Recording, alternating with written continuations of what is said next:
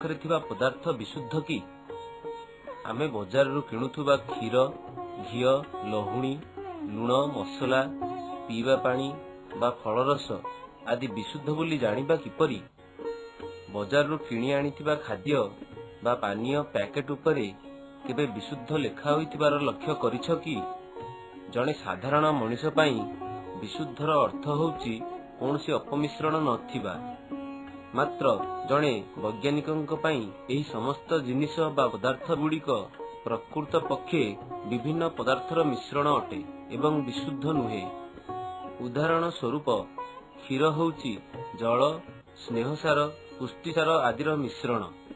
जणे वैज्ञानिक जेतेबेले कोनसी एक पदार्थ को विशुद्ध बोली कहिथांती तार अर्थ हेउची सेही पदार्थर प्रत्येक अणुगुड़िकर रासायनिक गुण समान। गोटे विशुद्ध पदार्थ केवल एक प्रकारर अणुगुड़ी को नहीं गठित।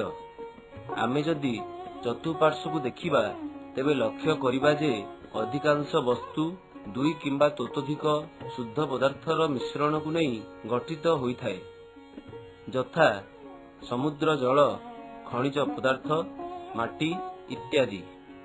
आम चारि